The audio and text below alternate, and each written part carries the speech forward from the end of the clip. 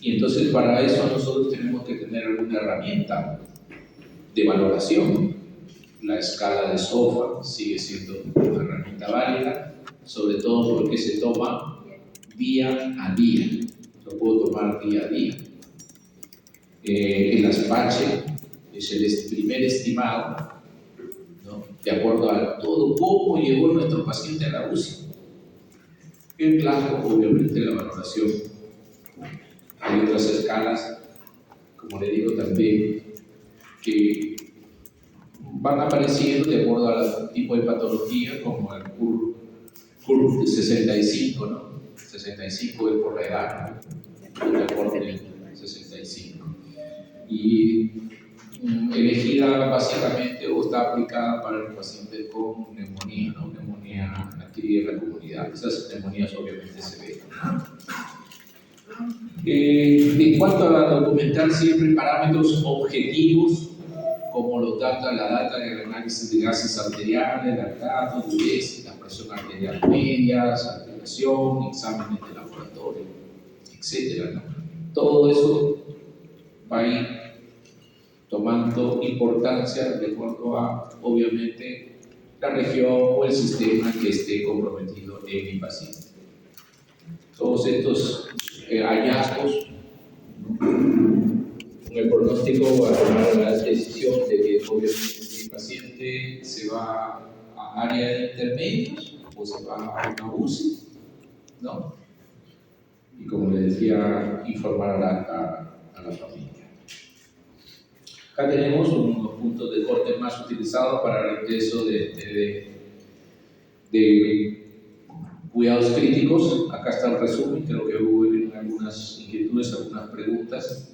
Vean ustedes el MIUS 7, puntaje más de 7 o un puntaje de condición de mayor de 5, más un criterio clínico de que si este paciente se está comprometiendo, podría ser que en escenarios obviamente más se usa para las emergencias o en áreas, digamos, de piso, ¿no? El PUID-SOFA en sospecha de sepsis. Algunos también tienen sus detractores, algunos sí todavía lo usan, pero no es una herramienta que nos diga así, pues, porque tiene más de 2, realmente va a ser sepsis. Tiene sus fallas también, ¿no? Por eso que siempre no nos olvidemos que cada uno tiene su propio peso y hay que reunir 2, 3, 4 variables para realmente, digamos, si todos coinciden a buena hora, es lo más probable que se trate de eso, ¿no? El software va a medir las disfunciones, como usted ha visto, de cada uno de estos 6 grupos de órganos y sistemas que involucran, ¿no? Es lo que más aplicamos nosotros para el paciente crítico. El APACHE, como les decía, de ingreso, y el CUR 65 para la neumonía, ¿no? Ahí están los valores del punto de corte, mayor o igual a 3, el CUR 65. Y vayamos al caso. A ver, ahora sí, quiero su máxima atención. Ya, ustedes son el médico que está evaluando a este paciente. Caso 1, varón, 67 años, antecedentes de diabetes, un EPOC, llega con fiebre, 39 grados centígrados, tos, confusión, y vamos a valorar. Ahí he puesto ya más o menos lo que ha agrupado. Respiratorio, bien, 32 respiraciones por minuto. ¿Alguien me podría decir algo? ¿Ah? 2 puntos de SOFA, va sumando, porque acá al final lo dice, va sumando, 2 puntos de SOFA tiene 32 respiraciones. Y si se está corriendo la maratón de su vida, ¿cierto? Imagínate, 67 años.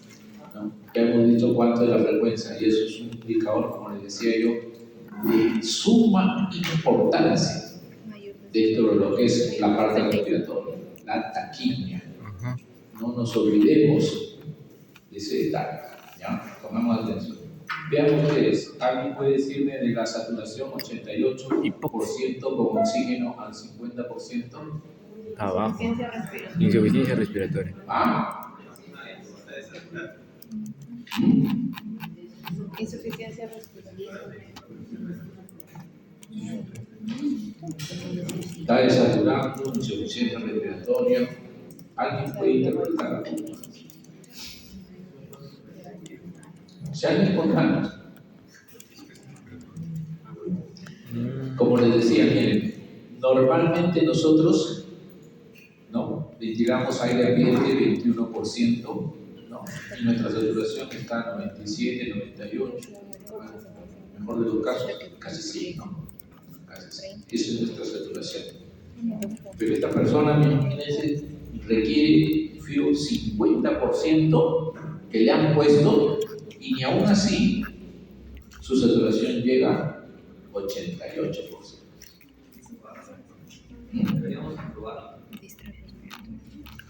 Es lo más probable que vaya para intubación, porque, o sea, si eso lo vamos a asociar con varios parámetros, ¿no es cierto? Ese paciente está en 32 respiraciones. Si yo lo dejo ahí, el paciente, entonces digo, no, pero mire, es un EPOC, ¿no? Y según el EPOC dice, ya, pero ese paciente del EPOC puede aguantar, ¿no?, 88%, que salía en la, ¿no? Puede aguantar, sí puede, pero acá se está jugando el partido de su vida. Y es más, está, si ustedes ven, ¿qué tenía? Confusión, trastorno del sensorio. Entonces, es por eso que ese paciente probablemente requiera manejo de vía aérea, ¿no? Lo digo probablemente.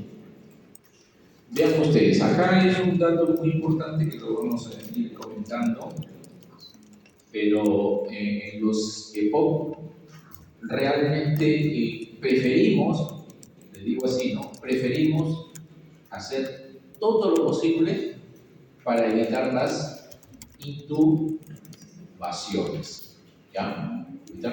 ¿Por qué? Porque un EPOC o una fibrosis pulmonar, que es el caso mucho más severo, más extremo, o sea, se pegan a la máquina y difícil es para sacarlo de la máquina. Hay gente que a veces se queda, que quedan pegadas a la máquina. O sea, tienen, digamos, capacidad de reserva muy pobre. Si usted lo ve un poco cómo está su tórax, ¿no? Pero no hay ningún músculo, ¿no? Está flaquito, ¿no? No hay masa muscular. Ese diafragma también está, pero está pobre, o sea, no hay fuerza para la mecánica ventilatoria, no va a haber reserva. Entonces, eso nos hace que tratemos en lo posible de evitar llevarlos a un. Entonces, ¿qué otro recurso hacemos? A veces, obviamente que si la confusión no es severa, es solamente pequeño letargo, que podría ser por narcosis de CO2 también. El CO2 cuando ese se trepa, ¿no?, comienza a treparse, hace narcosis de CO2 y eso puede favorecer. Entonces lo que hacemos, a veces lo probamos con ventilación no invasiva. Hemos tenido que, a veces le ponemos una mascarita, ¿no?, y él solamente de ayudarle a la respiración con esa pequeña presión positiva, los nervios se despiertan. Hemos tenido ese caso y lo salvamos, o lo tenemos ahí expectante hasta manejar otros problemas asociados, ¿no? Entonces sí nos da tiempo, pero hay casos que obviamente, por eso les decía, son repetitivos las evaluaciones que hay que ir haciendo, obviamente. Pero sí llama la atención, de todas maneras, que tiene, ¿no? Si le calculamos un PAFI, ahí vean ustedes, 180. Entonces, ¿le daría o no le daría yo a este paciente la posibilidad de BNI? ¿Qué dice? Ventilación invasiva. Ya no, ya. Miren, normalmente la relación del PAFI debería ser de 400 para una persona normal, aceptable hasta 300 o por encima de 300 pero ya este tiene 180, menos de 200, ¿no? Entonces, este paciente no va a ser fácil, no va a responder, lo más probable es que no responda a ese enfoque que yo estaba tratando de verlo, ¿no? O sea, los explico un poquito para ver cómo uno va tomando decisiones. Entonces, por algunas cosas, ya, me puedo aguantar, pero voy valorando cada dato y veo que no, sí, pues este paciente lo más probable es que termine, ¿no?, siendo intubado. Salvo que ese PAFI mejore después de la... ¿no? Podría ser esa una actitud. Lo tengo que valorar junto con el paciente. No es que lo agarro, lo dejo y me voy, ¿no?, a tomar mi gaseosa, no, tengo que estar con el paciente, porque voy a ver cómo responde en los siguientes minutos el paciente. Y probablemente eso lo tengo que contrastar también con una prueba de evidencia, ¿no? Probablemente un nuevo análisis de gases arteriales. O sea, eso es más o menos el enfoque, ¿no?, la idea que les quiero dar. En cuanto a cardiovascular, vean ustedes cómo está la presión. Hipotenso. Pesia fluido. Está totalmente hipotenso, ¿no? El límite mínimo de presión sería 65 como mínimo de presión arterial media. ¿Sí? ¿Están todos de acuerdo? Sí. ¿Alguien dice no? 60 por acá, ya está, más allá. ¿Qué dice? ¿Nada? 90, 60. ¿Alguien más? 120, 90, 180, 180, menos 60, 180. Bueno, las 60. guías lo mencionan, ¿no? O sea, 65 dice en términos generales. Por ahí, en casos extremos y temporales de pequeños cortos de tiempo, el siguiente estación es 60. En pequeño corto de tiempo, probablemente 30 minutos, pero mantener por encima de 65 para el público en general. Y el excepto, porque siempre tenemos que saber el excepto. El hipertenso, el que está acostumbrado a tener presiones más altas, ¿no? A él sí debo llevarlo a presiones un poco más altas, ¿no? Ese es el excepto. Se lo dejo para que lo busquen, se lo voy a preguntar probablemente en el examen. Eso tenemos que tenerlo en cuenta, porque si mi paciente es de fondo, era hipertenso, imagínense con esa presión. Otro detalle, que lo dijo acá la doctora superior, Nina Tata. La doctora Nina Tata nos dijo 90, 60. De los dos valores, interesa más la presión sistólica de 90 como límite mínimo inferior. O sea, debería tener siempre de 90 a más. ¿Ya? Ese es el extremo. Sobre todo, por ejemplo, lo manejamos a veces para pacientes cardíacos, ¿no? Mínimo presión sistólica en 90, pero también el menor tiempo posible. Porque de ahí ya nos vamos a lo que es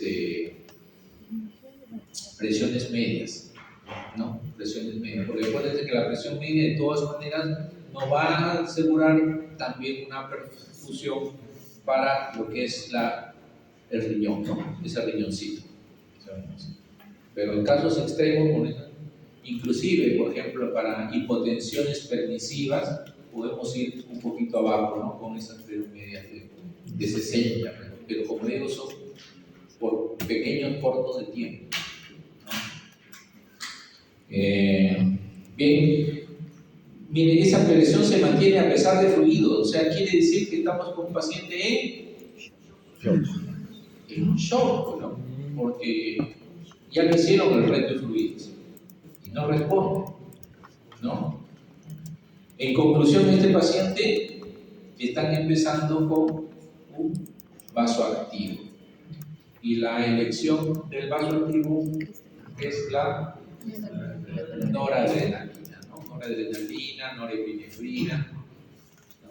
¿Vienen apoyos de cuánto?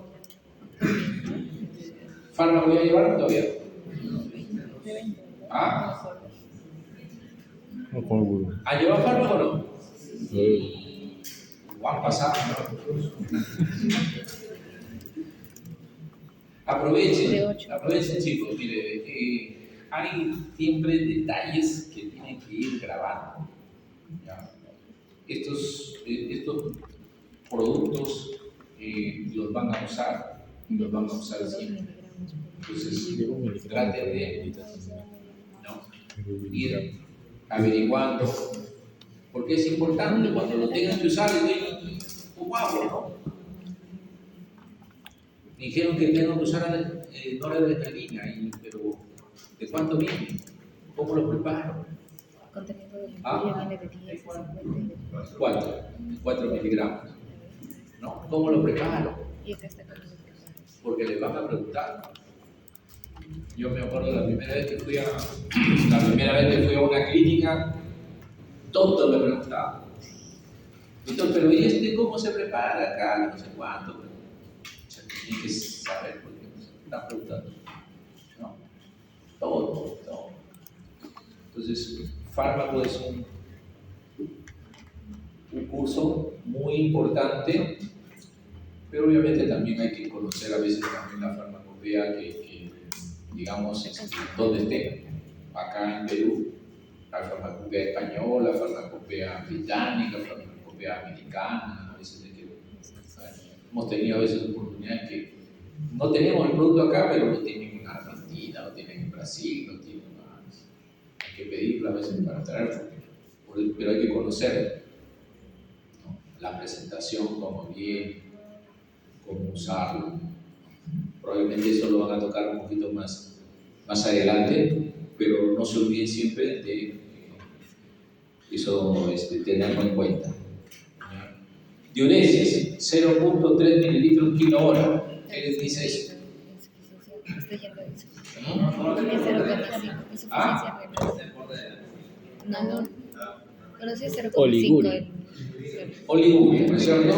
Porque debería ser por encima de 0.5 o mínimo 0.5, ¿no? 0.5 por kilo por hora. ¿Ya? O sea, para un paciente que pesa 70 kilos, debería estar orinando 35 mililitros por hora. Porque estos pacientes que están inestables, para hacer una adecuada medición, se le coloca su sonrita, ¿no?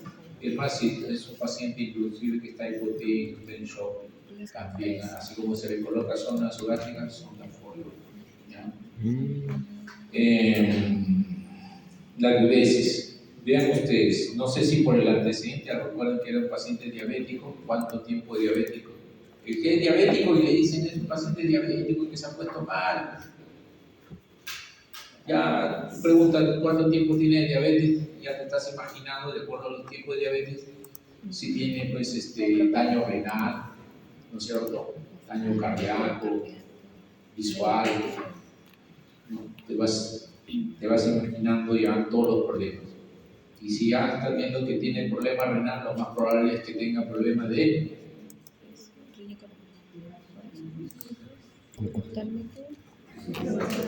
¿ah? ¿De qué? A ver. Si tiene problema de riñón. ¿Problema qué?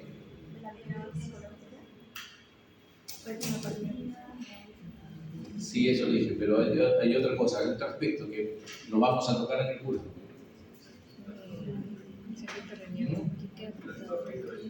Los electrolitos, ¿no? Los electrolitos. No nos olvidemos. ¿Por qué? Porque si a ustedes le dicen es un paro y es un diabético, acuérdate que probablemente ese diabético pueda tener problema renal. A lo mejor el paro puede ser por hipercalemia. Y tienes que pensarlo, ¿no? Le tomas la muestra mientras sale el resultado, a veces ya le estás poniendo el gluconato, ¿no? Qué sé yo.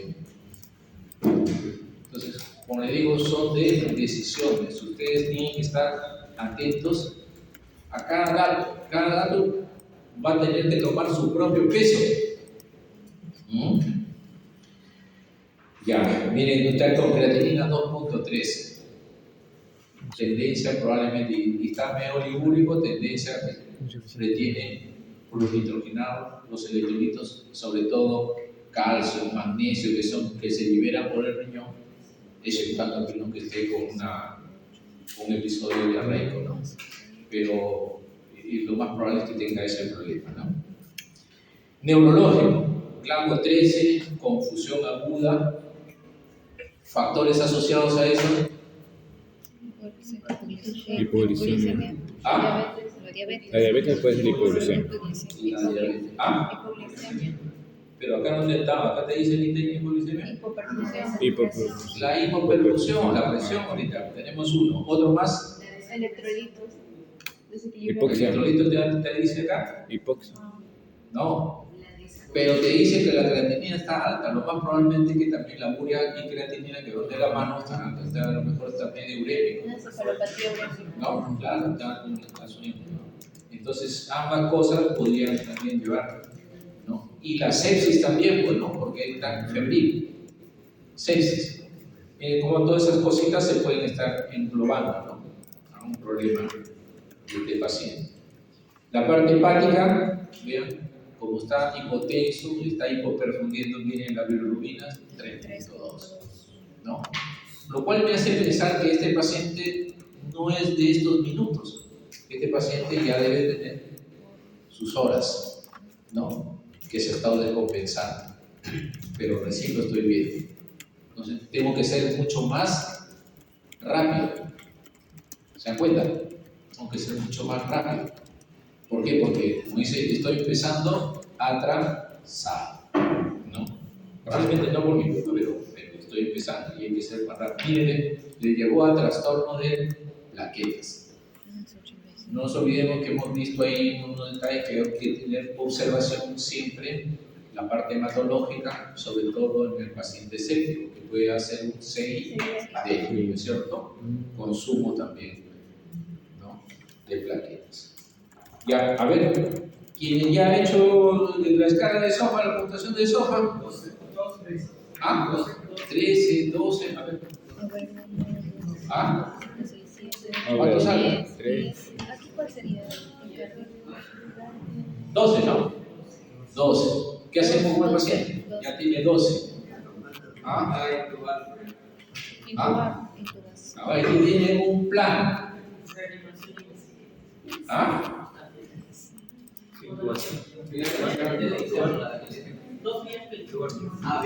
Lo primero es A. Así es, lo primero es A. Acuérdate, está confuso, ¿no? Y hay que manejar la vía aérea, está desaturando todo, intubarlo, probablemente someterlo a la ventilación mecánica, darle oxígeno si lo requiere, ¿no?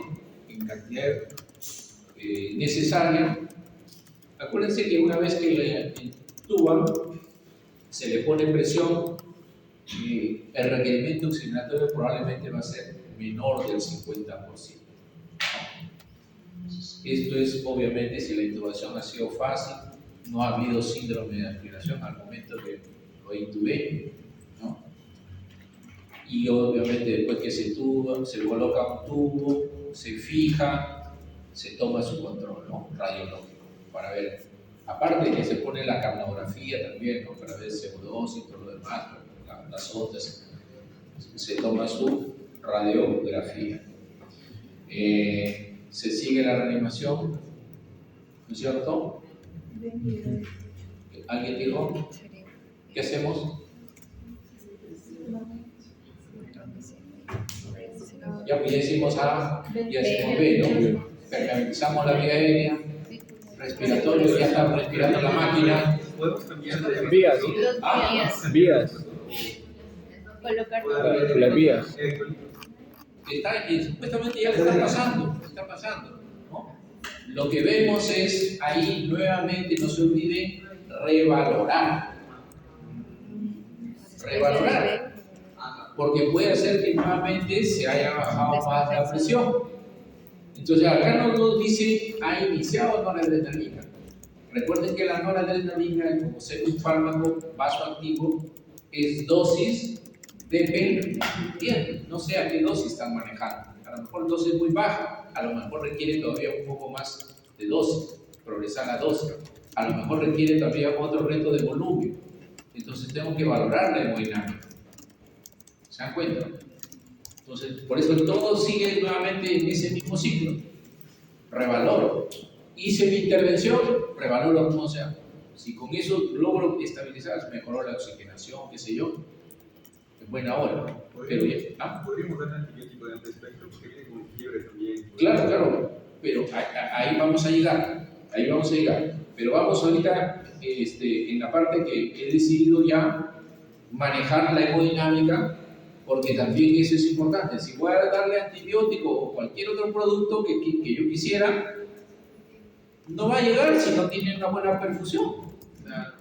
Entonces necesito, por eso que primero es mejorar la presión, llevar una presión aceptable, ¿no? Lo llevo a una presión aceptable y tengo un tiempo que dice la guía, ¿no? Tomo las muestras, obviamente lo intubé, tomo mi muestra, aspirado le tomo los hemocultivos y le pongo el antibiótico.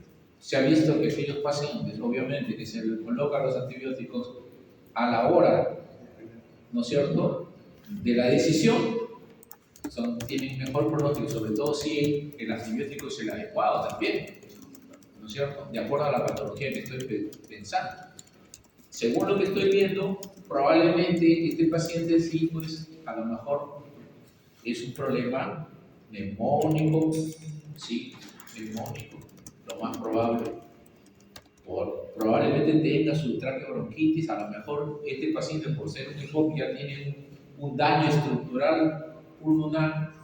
¿Qué germen estoy pensando? ¿Ah? A ver,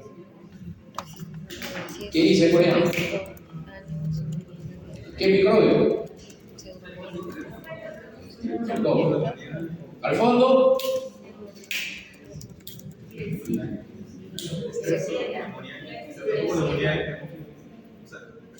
Acá. ¿Qué germen?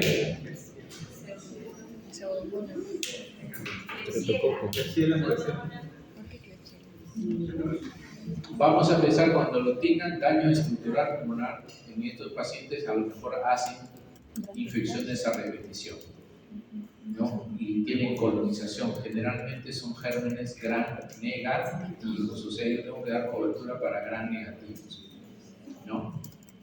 Cobertura para gram negativos tiene que seguir este paciente. Riesgo para pseudomonas, sí podría ser, ¿no es cierto? Sí ha estado en los últimos 3 meses, creo, recibiendo antibióticos, ¿no? Ha estado colonizado, yo sé que está colonizado también en algún momento por pseudomonas, podría ser. Pero de lo contrario son todos los gram negativos. Si ha estado más de 6 meses que no ha estado hospitalizado, sino ha estado en casa, qué sé yo, la posibilidad es mucho más remota, ¿no? Que sea por ahí una pseudomona, o si debe ser de las pseudomonas sencillas, ¿no? Pero si está usando antibióticos, hay que pensar ya también inclusive en que sea inclusive una resistente, ¿no? Esas decisiones también son importantes. ¿Qué más? ¿Qué otra decisión más? ¿Qué hacemos con la función renal? Diálisis.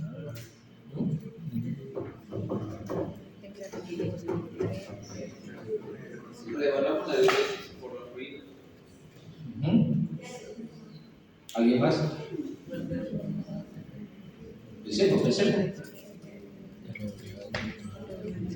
Y acá tenemos la oportunidad de todos en conjunto hacer un consenso y para optimizar a mi paciente. ¿Qué hacemos? Considerar terapia de regreso.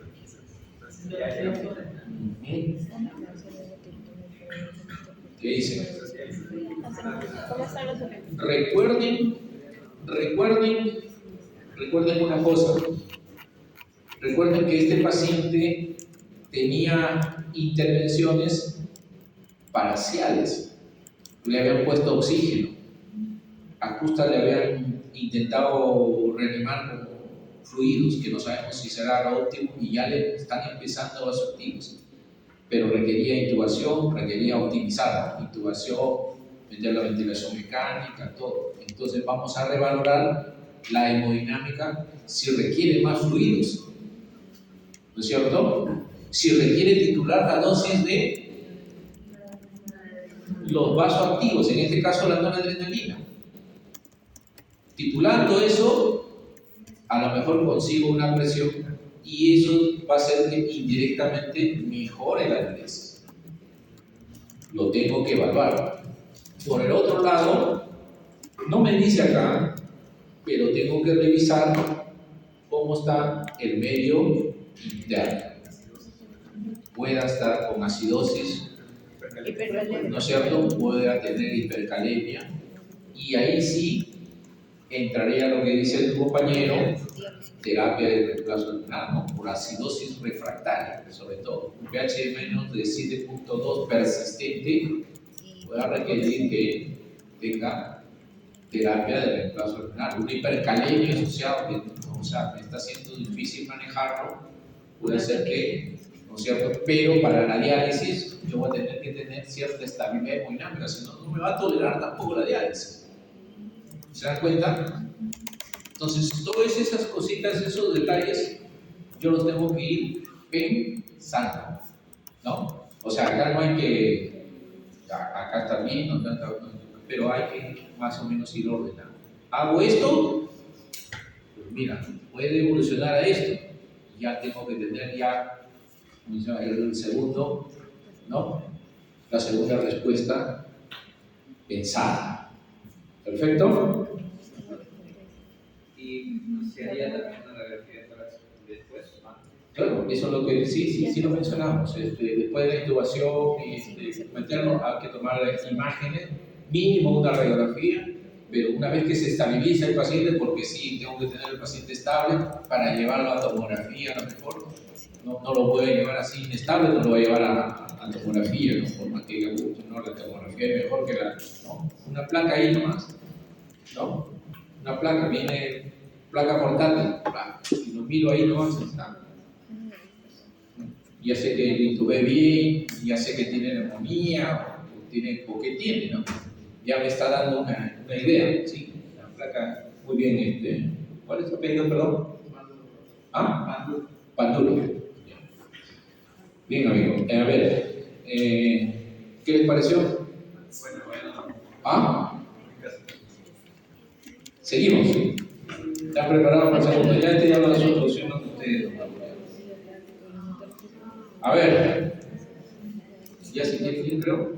No. ¿Ah? No. ¿O quieren tomar agua? Bueno. A ver. Doctor, ¿qué hacemos con la plaquetopenia? Ah, interesante, mire. ¿Qué hacemos con la plaquetopenia? ¿Es una plaquetopenia de qué tipo?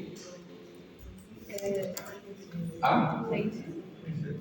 O sea, lo graduamos. ¿Es severa? Severa. ¿Es moderada? Es moderada. Es moderada. Moderada. Ajá. Moderado. Si es severa, entonces tengo urgencia, ¿no? ¿Por qué? Porque es severa, urgencia de sangrado, ¿no es cierto? Pero a esta paciente con más de 80.000 podemos hacer un procedimiento, inclusive no hay mayor. Tengo que tener en cuenta también nosotros las otras variables, ¿no? Cómo está el TP, el TTPA, ¿no? Que no nos da acá los datos, pero sí nos dice que tiene compromiso hepático, a lo mejor está alterado el TP, ¿no? El INR va a estar prolongado, a lo mejor, es lo más probable, ¿no? Pero por las plaquetas lo observo, me da un puntaje de parasófago, Sí. me da un puntaje de parasófago, Tiene dos. pero lo tengo que monitorizar. Ahorita no requiere, si es que estamos pensando en transfundir, no requiere ahorita transfusión de urgencia. Pero si el paciente estuviera haciendo hemorragia digestiva, por ejemplo, y tengo 80.000 plaquetas, hay que transfundir, ¿no? Porque está sangrando. Pero en este caso, no, lo observo. lo observo hasta su siguiente control. ¿Ya? ¿Alguna otra inquietud? Gracias por hacernos acordar. Vamos con el siguiente caso. Varón, 35 años, accidente de tránsito, intubado en la escena, ¿no es cierto? Van los paramédicos y un traumatismo cerebral craneano y deciden pues intubarlo para llevarlo a la emergencia. Neurológico, lo evalúan, largo post-intubación, 5 con tubo endotelial. Pupilas anisocólicas. Tenía un traumatismo. Le hacen una tomografía, Un el paciente que hematoma. toma ventilación, lo lleva obviamente, más o menos su hemodinámica lo permite, un hematoma subdural, traumático, ¿no? Por el accidente. No nos dice qué tipo de accidente, pero porque nos diga que es un accidente no se imagina, obviamente ya traumatizado la cabeza, ¿no? Pero siempre que vean un trauma, duden, chicos, duden, pero duden para bien, o sea, para a favor del paciente. Y les voy a contar acá, permítanme contarles otra anécdota. Se trata de una paciente que estaba en la parte posterior de una moto y obviamente su pareja que iba manejando la moto entra a un grifo y de pronto se da cuenta que estaban en un asalto en el grifo. El desesperado sale porque está en moto, sale y hay como un rompemuelle en uno de los termos y sale después disparada. La chica se golpea, ¿no? Sale también igual disparada, se golpea. Y cuando el muchacho lo va a ver, lo ve que está ensangrentado. Así que se desespera, llama, la chica un poquito aturdida, vienen los paramédicos, lo llevan al centro de salud más cercano y le pasan 1 litro de cloruro, recupera la presión, despierta, ya lo habían intubado, asegurado, lo traen al hospital. Llegan, lo evaluamos. Digo lo evaluamos, soy parte del equipo, ¿no? Lo evaluamos ahí en el servicio. En ese momento no estuve, pero lo evaluamos ahí. Y dijimos, bueno, paciente está estable, todo, placa normal, todo arriba no tiene, le limpian acá, todo. Tenía una herida de bala, entraba acá, por este lado y salía por el costado. O sea, en la balacera que hubo, y eso, por eso estaba con el hinchado de sangre y lo intubaron porque pensaron que no, la lesión, la tomografía no había nada, limpiecito. Qué suerte, dijeron, no, entró la bala acá y salió la bala por los ojos. Bueno, lo intubaron todos contentos. Ya, paciente de alta, lo mandamos a piso. Y en piso fue el problema. No pasó unas horas y nos llaman código rojo. ¿Quién iba a pensar que era la paciente que había salido? Sale, entró en shock, paro. Pero no había pasado pero ni 24 horas, ¿no? O sea, el paciente entró, todo fácil, dijeron, ya le tomamos placa, todo, extubado, todo fuera, ya, necesitamos la cama para otro paciente. Pero, ¿qué es el aprendizaje que les quiero dar?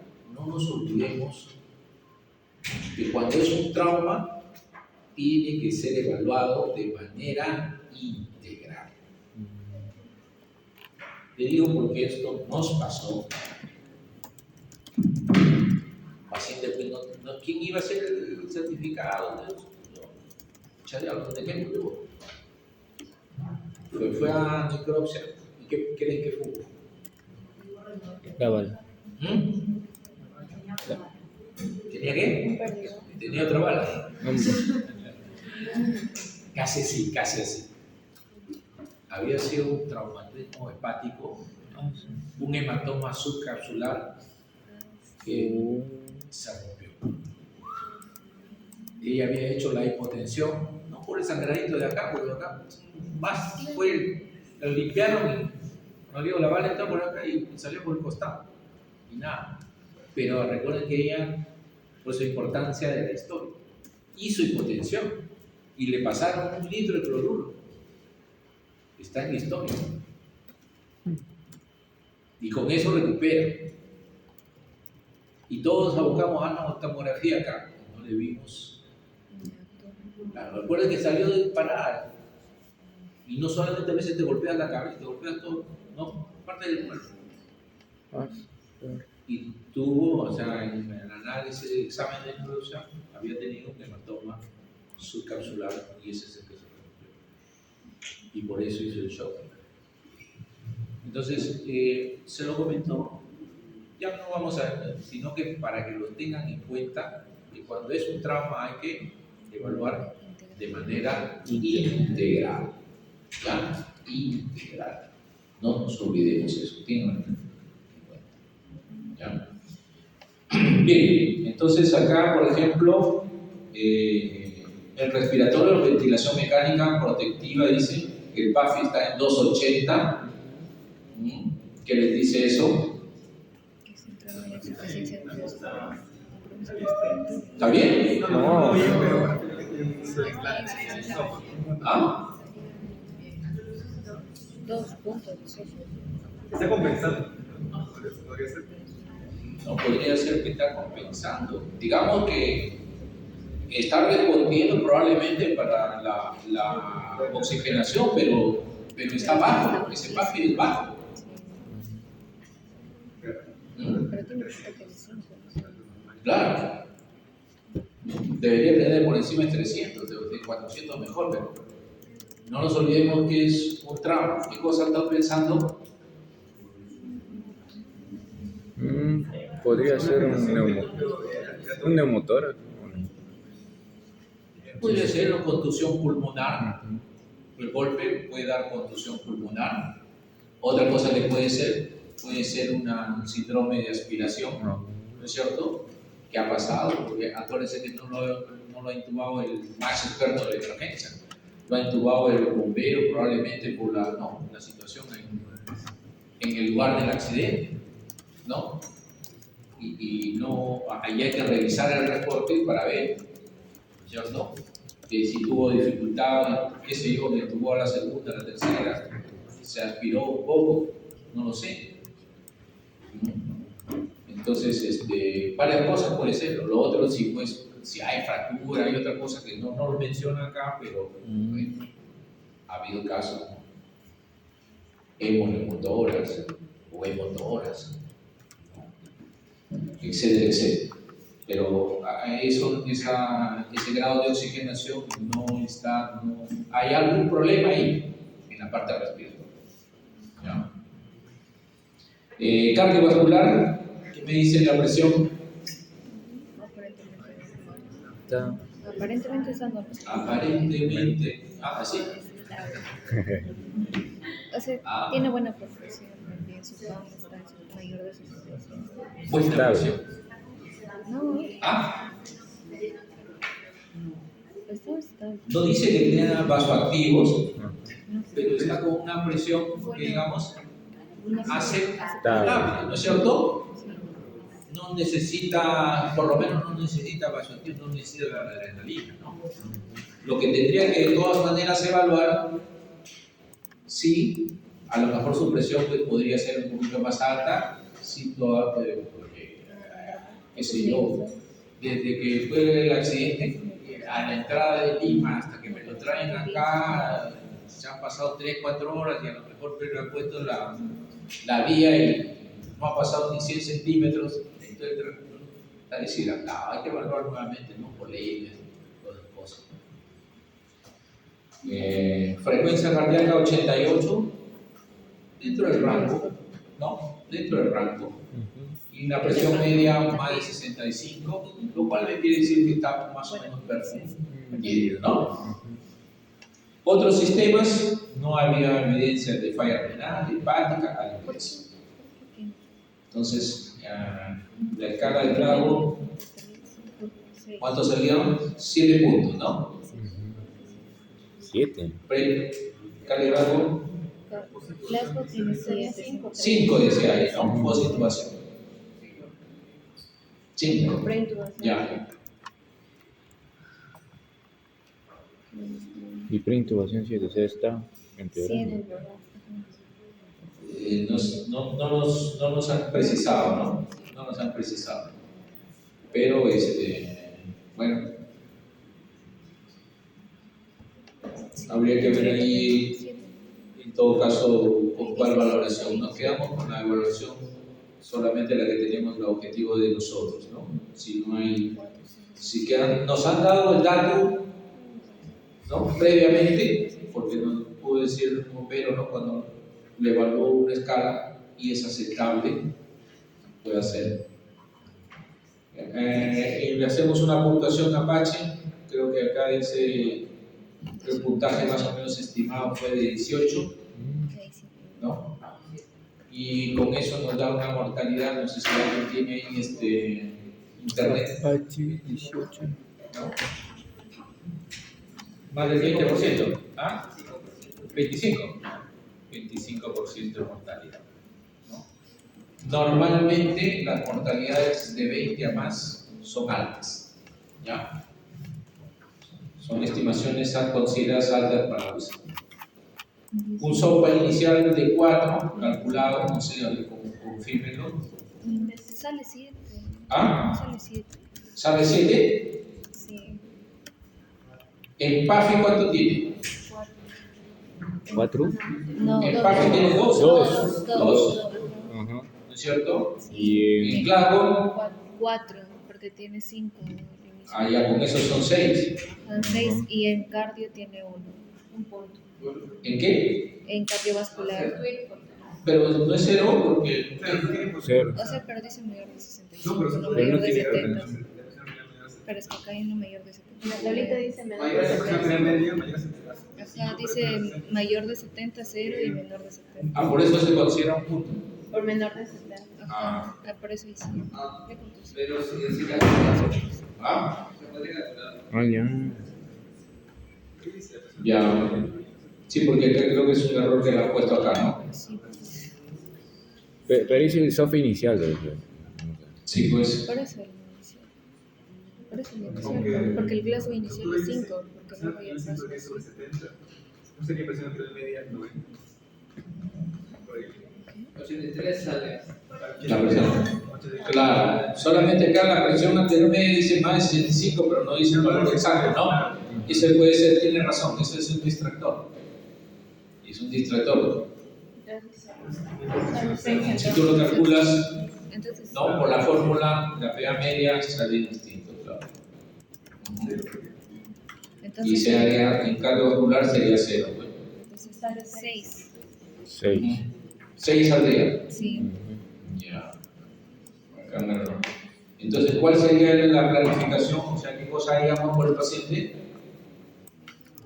Sabe y llamar a los Neuromonitoring, ¿no es cierto? Neuroprotección, ¿no? Porque su principal problema es neurológico, ¿no? Su principal problema. El siguiente problema es el respiratorio, ¿no? Tiene un PAFI bajo, está intubado, tiene ventilación mecánica, ¿no es cierto?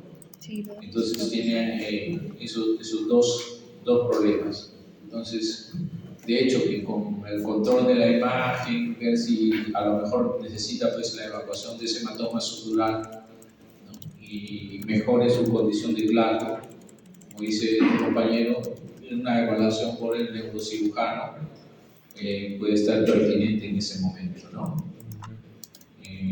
No recuerden, no olviden que estos pacientes neurocríticos también pueden hacer edema pulmonar de tipo neurogénico, ¿ya?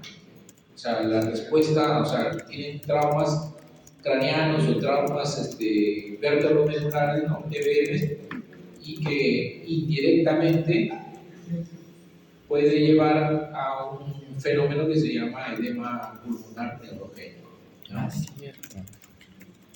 Me habían comentado eso. Que es casi semeja a una variedad de estrés por eso tiempo. Y acá tenemos otro casito más. Ya están duchos de ustedes, ¿ah?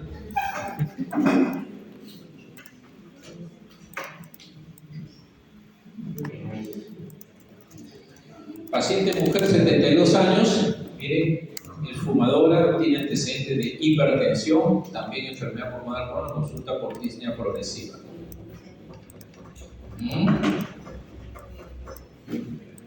Respiratorio, 36 respiraciones por minuto. Uso de musculatura accesoria. Satura 84 con aire afectado. Y ahí está su valor de AGA. Debe haber sido para, ¿no? Cuando llevemos electrolitos y equilibrio ácido-básico, ¿no? Creo que se ha adelantado. Su pH es 7,28, PCO2 68 y un PO2 de 48. Una cirrosis.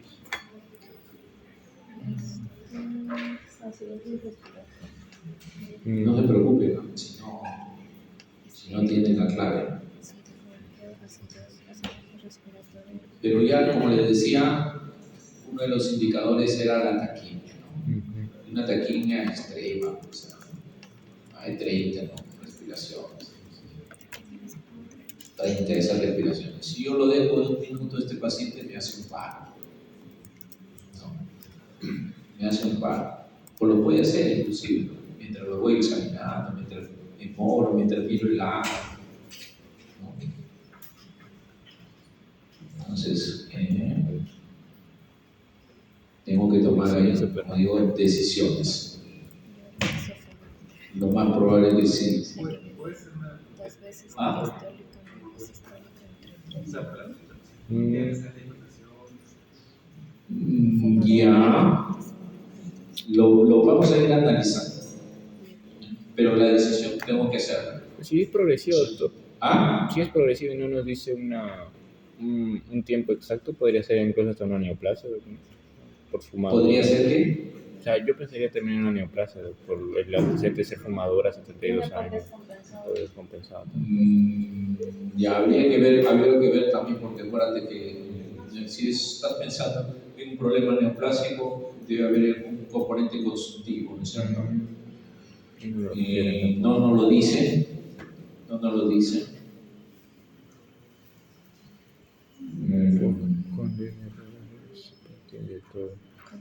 y no teníamos imágenes, pero sí es fumadora, ¿no? Es tipo, debe tener cierto daño ya pulmonar. 72 años, bueno.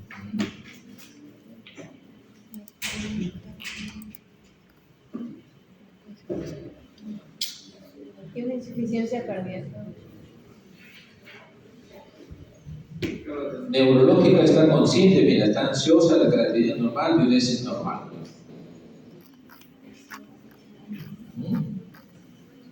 Por hipertensión podría haber desarrollado ¿Dónde la pones? Doctor, una insuficiencia cardíaca.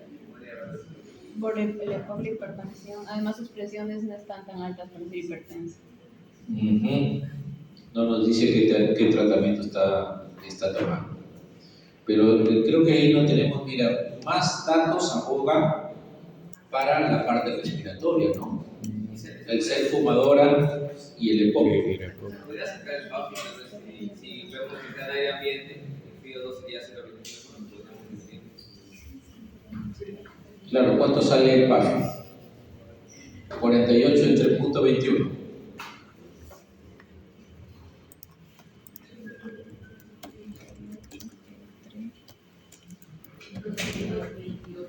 ¿Ah? 228. 228. 228. Está bajo, ¿no? Está abajo. Está. Ya. Acá hay un dato muy interesante que está, en todo caso hay un interrogante. ¿Ustedes han visto el ADA? ¿Les llama algo la atención? Acidosis. Acidosis. En acidosis. ¿Qué tipo de acidosis? Respiratoria. Respiratoria. ¿Seguro?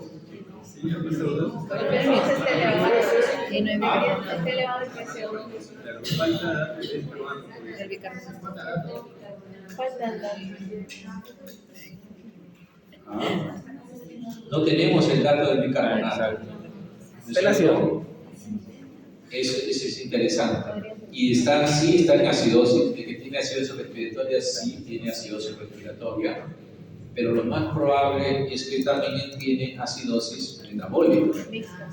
¿No es cierto? Porque ahora, recuerden que el riñón demora un poquito para compensar, ¿no es cierto? Demora un poquito. Lo otro es que ese CO2, no sabemos el CO2 basal. Hay EPOCs que no necesariamente tienen CO2 tan alto, ¿no es cierto? Pero sí está por encima de 55, que es digamos un valor más o menos aceptable para ellos. Está por 68. No sé si en estos momentos está haciendo hiperreactividad bronquial, y habría que verlo. Y es eso lo que está haciendo virar más el pH, ¿no? Entonces tendría que revisar, porque si eso lo puedo corregir. Entonces, a lo mejor, como digo, este es un paciente que sí podría ir a ventilación no invasiva, ¿no es cierto? Para ayudarle. Mejora su ingreso. ¿Por qué diría ventilación invasiva? Por el EPOC. Uno, porque es un EPOC, como les decía, ¿no? Ese es un punto a favor. Hay otro punto a favor. El glaso es normal. Ah. El glaso es normal. Está consciente, o sea, me va a colaborar. ¿Ya? Ese es el punto, ese es el detalle. A diferencia del otro caso, ¿no? Sí. El otro caso era un paciente que llevaba medio confusa, ¿no? Entonces, sí, en cambio este está consciente. Miren cómo está tolerando más o menos. Por eso que me hace pensar de que aparte del CO2, porque si fuera puro CO2, entran en narcosis luego por CO2, ¿no? Y ella me parece que también debe tener un componente metabólico, ¿no? Debe tener cierto componente metabólico. Por eso es que hace que dramáticamente mire ese pH, ¿no? Por encima de 735. Hablando de CO2, ¿Perdón? ¿a partir de cuánto CO2 arterial entraría en narcosis? Mira, más de 55, algunos más de 50 pueden entrar en narcosis. Todo depende, como digo, su fisiología basal. Claro, ahí el glaso sería comprometido. Claro, pero así es pero me dicen, lo que pasa es que acuérdate que los EPOCs que ya tienen su CO2 alto podrían tolerar un poquito más, 50, 60, ¿no es cierto? Y este es un cuadro agudo, ¿no es cierto? Y a lo mejor, por eso digo, puede ser un periodo de broncoespasmo, ¿no? Entonces, en esa fase no hay liberación del CO2 si se atrapa. Entonces tú rompes el broncoespasmo y mejora. Entonces, en la primera fase, antes de entrar a la narcosis, por CO2 hay un poquito de agitación, donde pareciera que está más alerta, y después ya entra a narcosis, ¿no? Entonces, a mí me parece que por el hecho de virar, que digo que es mi impresión, tendría que tener de todas maneras ese valor y tomar la actitud de que, y acá lo muestra, ¿no? Neurología es consciente pero ansiosa, ¿no? Porque está desesperada por el CO2 que está subiendo repentinamente.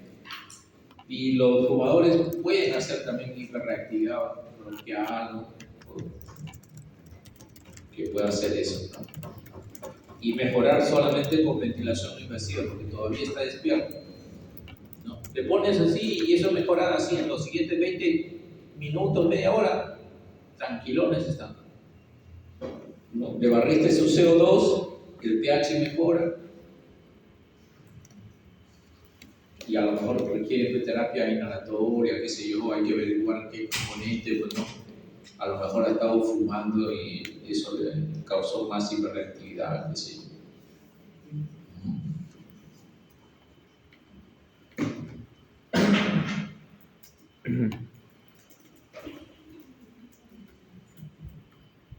¿Se puede calcular la puntuación SOFA? Dos. ¿2? Sí. Solo el sistema respiratorio. Solo PAFI, ¿no, doctor? Ajá. Solo el PAFI nada más. Sí.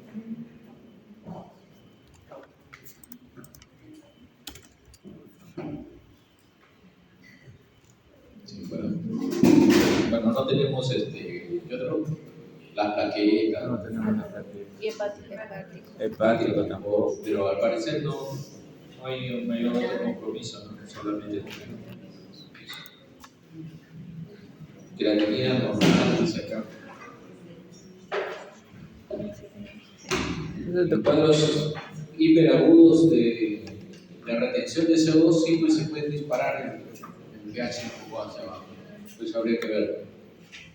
Y como le digo, la respuesta metabólica es más lenta, por eso te toma por lo menos 48 horas. Entonces, por eso que no lo compensa todavía.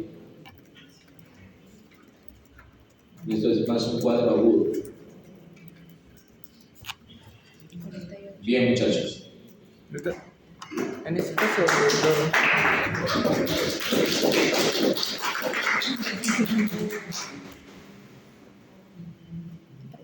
¿Hablamos algo de shock? ¿Ah? Tenemos clase a las 2. Me dijeron hasta la...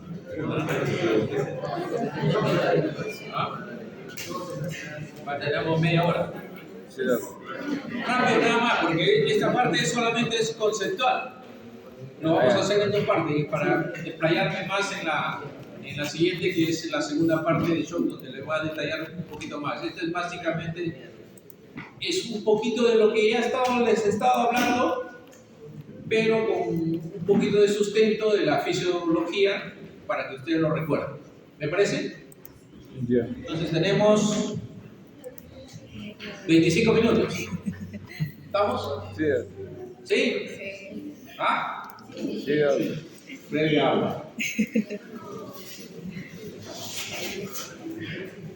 Un reto de volumen también. Bueno, ¿qué tal han estado los casos? Muy bueno. Ya. Una de las patologías que son así de impactantes y muy frecuentes que se observan en las unidades de cuidados intensivos son los shocks, así como las insuficiencias respiratorias también son shock. ¿No? Estos shocks pueden, digamos, ser por diferentes causas y obviamente también hay que orientar y hay que tener claro algunos conceptos. Acá sí vamos a ver la parte cardiovascular. Pero como la parte cardiovascular puede comprometer otros órganos y sistemas, como lo hemos estado tratando de explicar, ¿no? En la exposición anterior. Como les decía, el shock constituye pues una de esas emergencias dramáticas y que si no hacemos algo en el tiempo también nos puede llevar a compromisos multiorgánicos y a la muerte. De ahí que se toma pues todo un espacio, una dedicación a enfocar esta patología también, ¿no? El shock. Y es un síndrome realmente, ¿cierto? Puede tener diferentes causas. Se define pues como una insuficiencia circulatoria y ustedes saben qué cosa va en la sangre. a los tejidos que llevan Oxígeno, ¿qué más? nutrientes. Oxígeno y nutrientes, ¿no es cierto? Hasta las células más recónditas, ¿no?, que están más alejadas, necesitan de ese oxígeno que les llegue, ¿no es cierto? Y si este oxígeno no llega, por alguna razón, entonces esas células van a sufrir. Mira, Y esta condición justo trata de eso, ¿no? De que una condición de alteración en la perfusión va a hacer que no les llegue adecuadamente el oxígeno a esos tejidos y a estas células. Y eso va a condicionar lo que se llama la hipoxia celular, ¿no?, por disminución en la entrega del oxígeno, porque el oxígeno va a tener que ser entregado, ¿no? O sea, por eso se habla de delivery, ¿no?, la entrega, delivery de oxígeno, la entrega del oxígeno. Y después vamos a ver cómo es esa entrega, cómo sucede, ¿no?, que algunas cositas ya las tenemos ahí, pero lo vamos a ir precisando. Como les decía, esto, si no sucede de manera adecuada, no solamente oportuna, sino en la cantidad suficiente, las células van a comenzar a sufrir, ¿cierto? Cambian su condición metabólica y suceden pues los fenómenos de apoptosis, como les decía, ¿no?, la muerte celular programada, la disfunción, las fallas, después de la disfunción, el grado extremo de la falla, y si sigue fallando diferentes órganos, sistemas, unos más que otros, la muerte, ¿no?, riesgo de muerte. Entonces, este shock pues debe entenderse como esa falla de ese sistema circulatorio, ¿no?, de toda esa capacidad de entrega de oxigenar a las células. Eso, ¿no? Y las evidencias, en todo caso, desde el punto de vista fisiopatológico, va a ser medida, ¿no es cierto?, en un componente como el lactato, ¿no es cierto?, que se eleva cuando hay anaerobiosis, ¿no es cierto? Obviamente estos pacientes, pues, como les decía, van a estar hipotensos, aunque no exclusivamente, ¿no? Y los signos de hipoperfusión, que lo podemos ver, ¿no?, no solamente el llenado capilar, sino a veces también el compromiso de la diuresis, como signos de hipoperfusión asociada. Tenemos que hacer, pues, de todas maneras un diagnóstico temprano, exigirnos al máximo, buscar todas las herramientas necesarias para valorarlo, con un componente incluido el índice de SOFA, el score de SOFA, que ya lo hemos venido practicando, ¿no? Este abordaje de shock, pues, debe ser rápido, protocolizado, ¿no? Y eso está inscritos en unas guías. Y de todas maneras, creo que amerita volverlo a revisar. La reanimación de fluidos, el uso de vasoactivos y el tratamiento, obviamente, etiológico, ¿no es cierto?, porque hay que ver cuál es la causa que llevó a esa condición de shock. Y hay que tener un tratamiento etiológico. Primero lo estabilizamos. Acá en críticos nos interesa qué problemas actuamos, estabilizamos, compensamos, y el siguiente paso nos echamos a buscar qué lo descompensó, cuál fue la causa. Pero yo lo tengo que tener mi paciente compensado para que me dé tiempo, porque si me pongo a buscar, se muere mi paciente. Entonces hablemos acá un poquito de la fisiología normal. Vean ustedes, ¿no es cierto?, el corazón del lado derecho, ¿no es cierto?, donde viene toda la sangre de retorno, del lado izquierdo.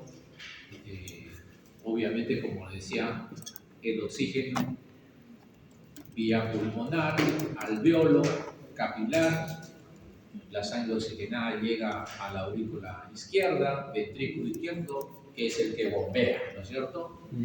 La sangre oxigenada a todos los tejidos y todas las células del organismo llega oxigenada, ¿no es cierto? Esa sangre oxigenada va a ser consumida, ¿no es cierto?, de acuerdo a su tasa metabólica de cada una de las células, y regresa por el lado venoso, ¿no es cierto?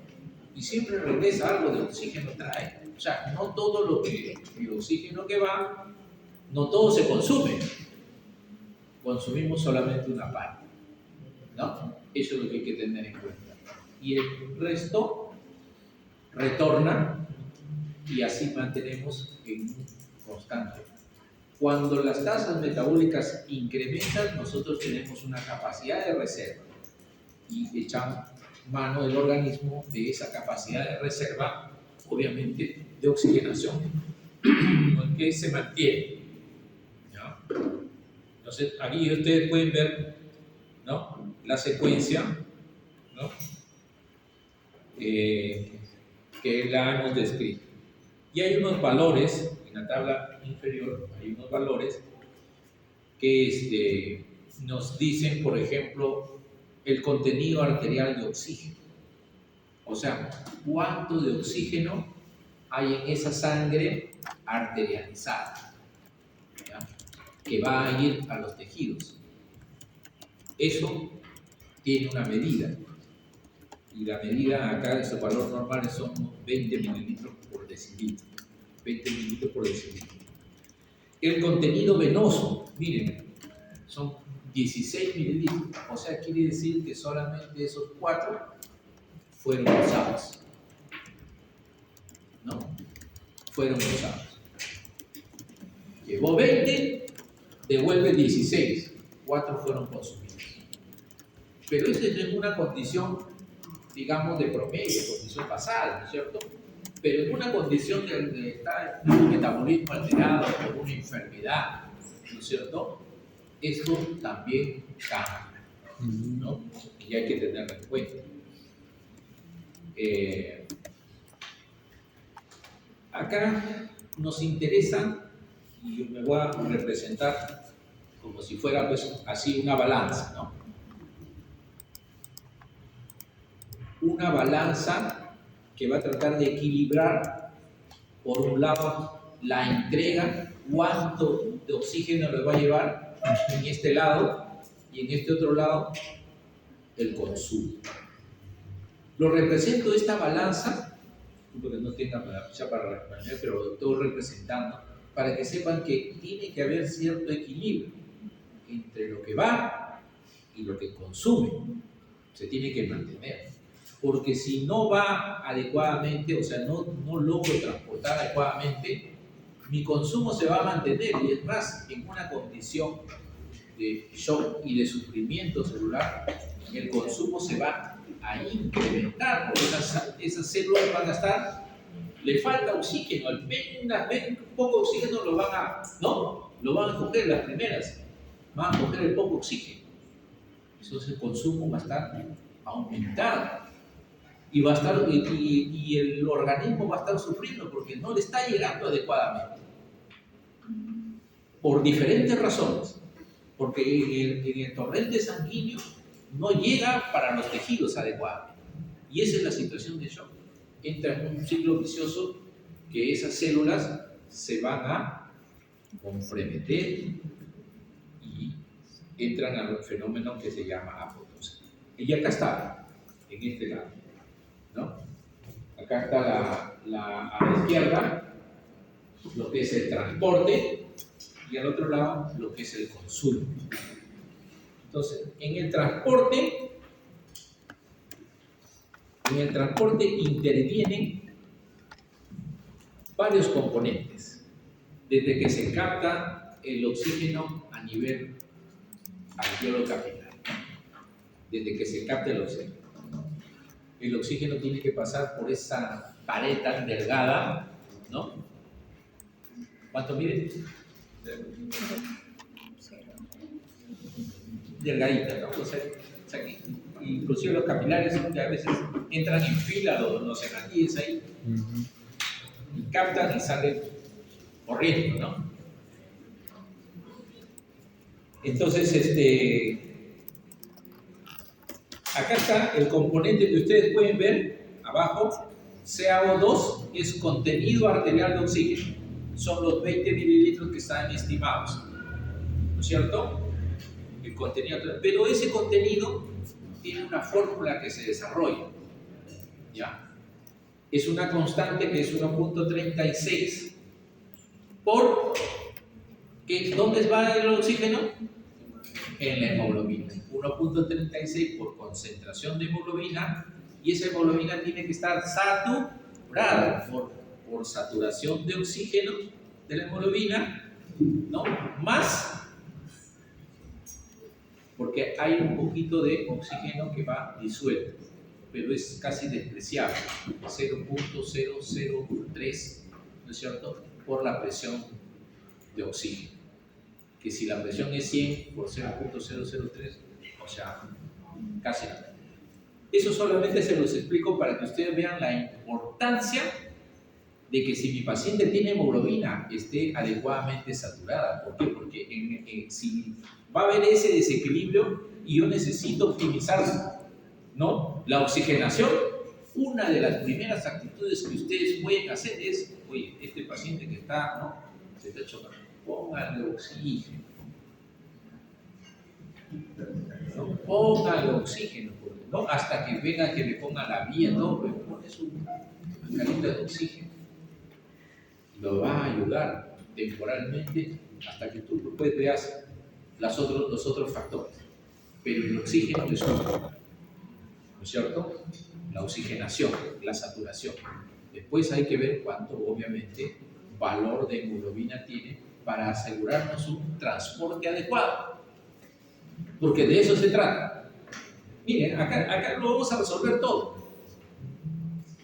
Y viene el otro factor, porque la entrega de oxígeno depende de dos grandes factores. Uno, el contenido arterial de oxígeno, que ya lo analizamos ahorita.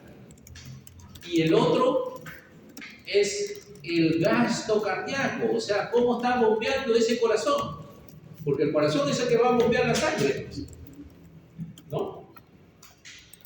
Si tiene buen gasto cardíaco, o sea, adecuado bombeo, ese transporte, esa entrega va a ser adecuada, va a ser eficiente. Pero si esa bomba no lo está bombeando por diferentes causas, no está bombeando adecuadamente, por ende tampoco va a llegar la sangre con el oxígeno, con los nutrientes para todas las células. ¿Hasta ahí entendido? Nos vamos. Bien, miren que esta es la parte más importante, considero yo, de poder entenderlo así, para yo saber qué cosa voy a hacer con mi paciente. Porque ¿de qué depende el gasto cardíaco? ¿Quién me dice? A ver. Resistencia vascular periférica. Presión Uno histórica. por uno, a ver. Presión cardíaca. Presión sistólica. ¿De acá? Volumen por frecuencia. Volumen por la frecuencia, ¿no es cierto? ¿Cuánto de volumen llena ese ventrículo y con qué frecuencia bombea? Así es sencillo, ¿no es cierto? ¿Con qué frecuencia y con qué fuerza? Que es el inotropismo, ¿no es cierto? Sí, entonces, si depende del volumen, ¿cómo lo voy a optimizar en un paciente shock? Aumentando la frecuencia. Le doy volumen, ¿no? Le doy volumen, así de sencillo. Ya sé ya que si el gasto cardíaco no está adecuado, le doy volumen. Le doy volumen.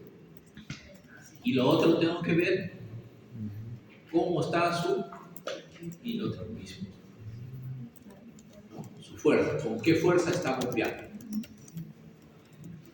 ¿Ya? Así de sencillo. Así de sencillo. O sea, eso es para optimizar el gasto cardíaco.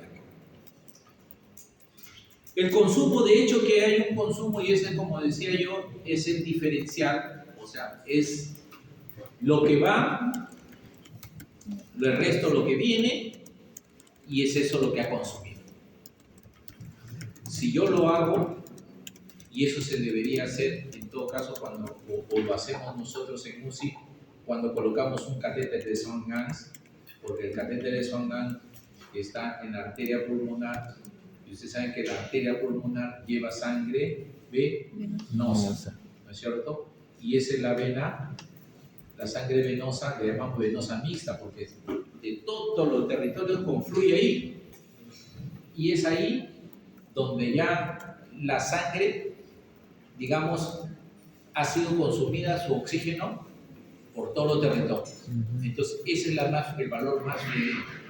No existe ningún otro método que hasta ahorita nos determine justo la saturación venosa mixta. Y eso es importante porque, o sea, esa oxigenación, esa saturación me va a ayudar a mí a decir cuánto está consumiendo este paciente.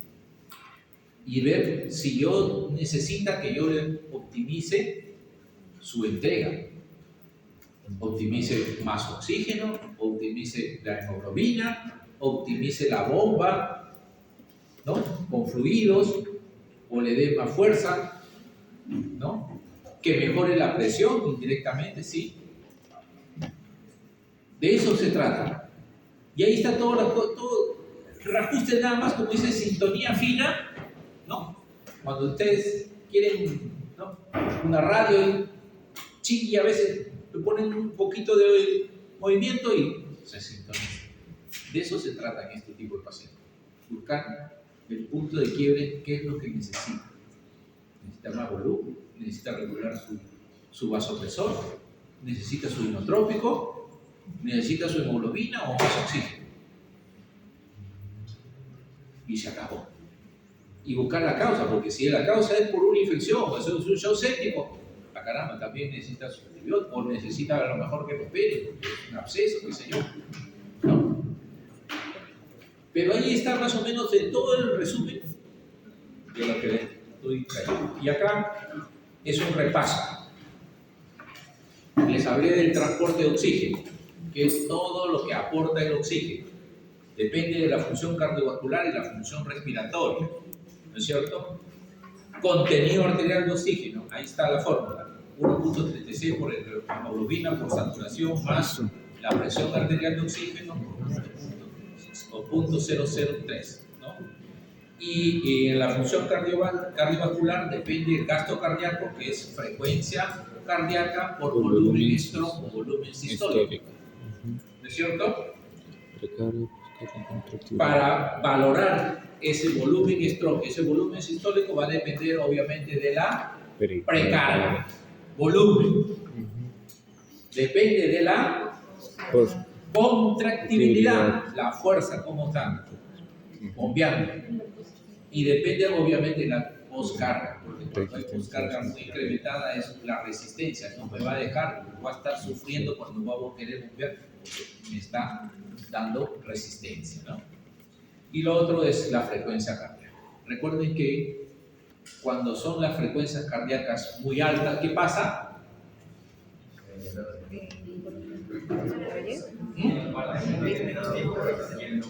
Así es, eso repercute en el tiempo de llenado de aurículas y ventrículos, ¿no es cierto? Por eso que no más allá de 110, 120, por ejemplo, procuramos que no tenga ningún paciente en shock, porque, o sea, no le va a permitir un adecuado llenado para bombee eficientemente ese corazón, ¿no?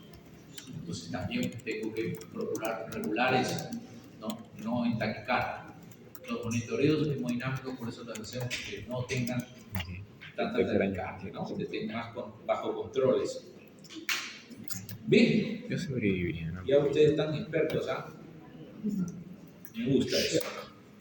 Este es otro repaso, vean ustedes, miren los mecanismos de los diferentes shocks. Cardiogénico, la bomba, el corazón, ahí está, no bombea. Por eso es cardiogénico, es ahí. Diferentes causas, es ahí. La contractibilidad. Y eso obviamente hace que el gasto cardíaco. Entonces, si ese paciente lo consigo que tenga una presión adecuada, le tengo que ayudar para la fuerza miocárdica y el fármaco se llama inotrópico. ¿Cuál conocen ustedes? ¿Ah? ¿Cuál conocen de inotrópico? ¿Ah? ¿Ah? Vamos. ¿Ah? Revisamos la fármaca. No se olvide, 2-butamina. Ahora estamos usando más levosimendan. ¿Ya? 2-butamina, levosimendan. Por lo menos sepan los nombres y los van a ir asociando y cada vez, ¿no? 2-butamina, eso es inotrópico. ¿Ya? El otro tipo de shock es el obstructivo, donde compromete el llenado, suponiendo, por ejemplo, un taponamiento cardíaco, neumotoras a tensión.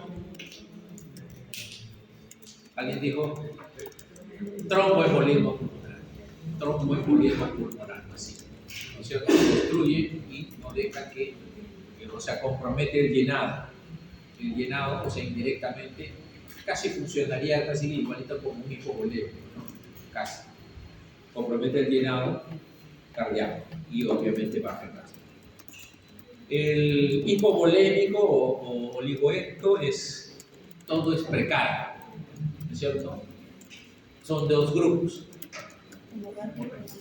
hemorrágico y no hemorrágico. Perfecto, eso es verdad. Y el último, que lo hemos dejado para el último, es el famoso shock distributivo. ¿Ah? Podría ser anafiláctico, podría ser sepsis, neurogénico. Perfecto. ¿Ves? Hay algunas drogas también que pueden ser, o hasta picaduras no solamente de insectos, de animales ponzoñosos que también. Vean ustedes, todos esos, ¿no? Todos los tres primeros se van a comportar con resistencias altas. Gasto bajo, resistencias altas. El único shock donde el gasto cardíaco puede ser alto es el distributivo séptico, ¿no? El distributivo séptico, ¿ya? El gasto puede ser alto, ¿ya? Pero las resistencias están bajas porque es un shock vaso. Así es. ¿Ven? Si saben eso, ya probaron. No se puede. Otro punto importante, vean este grafiquito, grábenselo. No. Hacia abajo, en el eje de la línea dice transporte de oxígeno, que es el DO2, delivery de oxígeno. Hacia la izquierda, consumo VO2, consumo de oxígeno. En la figura hay una raya que traza, ¿no es cierto?, como zona independiente. ¿Qué dice? Si el transporte de oxígeno es alto, estamos en metabolismo aeróbico, ¿no es cierto? Así el consumo sea hasta un punto de quiebre, ¿no? ¿Por qué? Porque si incrementa más allá el consumo o mi transporte se hace muy pobre, llega a este punto de quiebre, punto de entrega crítico, y pasamos al metabolismo anaeróbico. El metabolismo anaeróbico no es muy eficiente. Recuerden que a nivel mitocondrial es donde ocurre la oxigenación interna, ¿no es cierto? Entonces, finalmente, esto va a hacer que se genere energía, ¿no? Los ATPs. Entonces, hay menor producción de ATPs en anaerobiosis que en anaerobiosis. Entonces, como no es eficiente, se van a producir más lactato, ¿no es cierto?, indirectamente, y se va a traducir en perpetuar el daño, disfunción, falla y muerte. Bueno, esta es digamos, una respuesta un poquito de los mecanismos, de cómo responde la parte fisiológica cada uno de los pacientes, con taquicardia, taquipnia, como les decía. Puede haber, como hay a veces descarga, inicialmente hay una descarga adrenérgica, puede haber, ¿no?, cierto grado de hipertensión, pero temporal, y después hay hipotensión, ¿no? La piel va a estar fría, a veces puede estar húmeda, el gasto urinario disminuye, ¿no? Y de eso va a progresar a la falla, ¿no?, donde por la hipotensión se hace más marcada, se compromete el gasto urinario, el paciente se pone confuso, agitación, hay isquemia de diferentes otros órganos, ¿no?, tanto renal como el hepático, y progresa la disfunción. Las manifestaciones entonces clínicas del shock: la hipotensión, caída del gasto cardíaco o la vasodilatación sistémica, como los mecanismos fisiopatológicos. Taquicardia, por los fenómenos de tratar de compensar la descarga adrenérgica inicial. Taquipnia, porque como le falta oxígeno, ¿no es cierto?, es como cuando uno corre, nos falta oxígeno, tenemos a respirar cada vez más rápido, ¿no?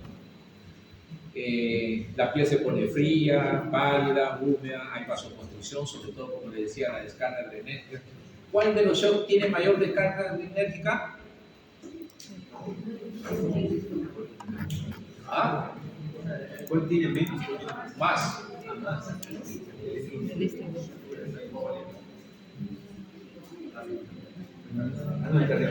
Cardiogénico. Ustedes han visto un paciente con infarto de miocardio que está haciendo el shock prometeo, lo tocan frío, menos sudoroso, ¿no? La descarga de energía. No se olvide. Llenado capilar, la oliguria, igualito la alteración del estado mental, la acidosis metabólica y el lactato, obviamente con valor mayor de 2. Entonces, la clasificación del shock: tenemos shock hipovolémico, cardiogénico, obstructivo y distributivo, como ustedes mismos lo han explicado, ¿no? Los mecanismos, ya saben: hipovolémico es volumen dependiente, o sea, la recarga está baja.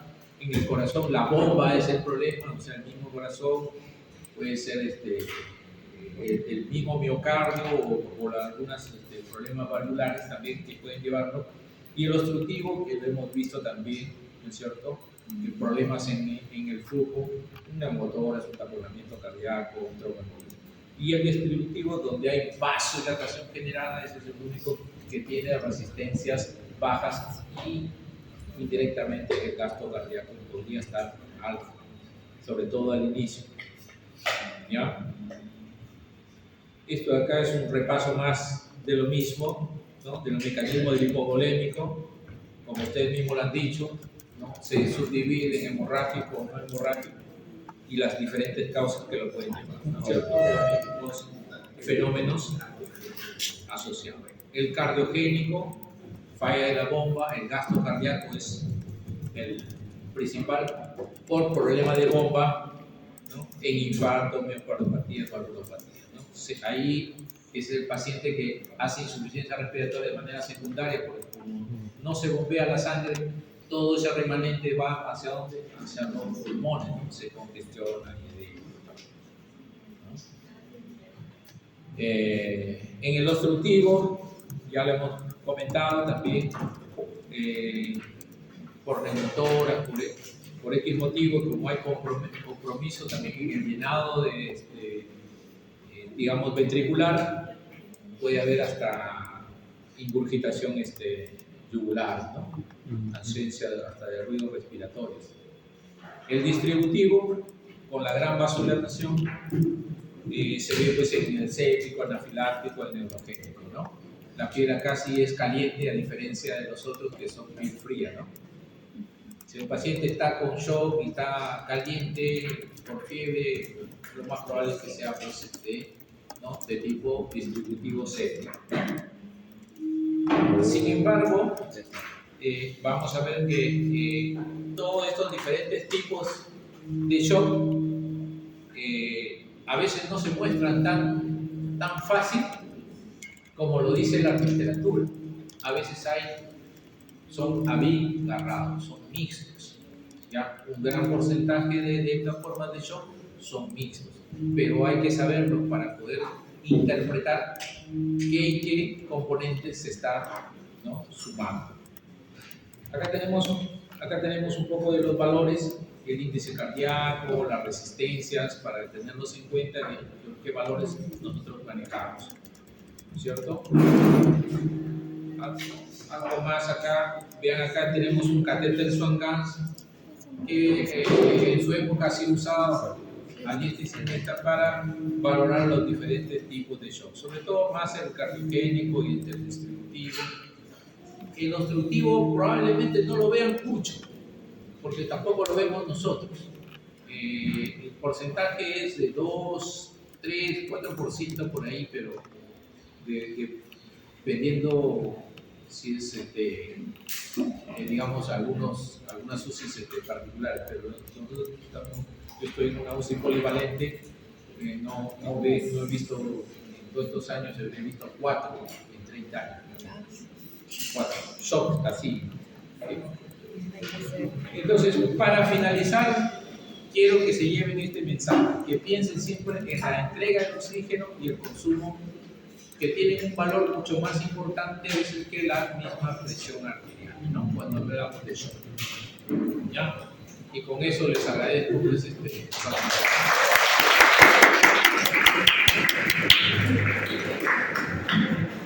hay alguna pregunta, de todas maneras.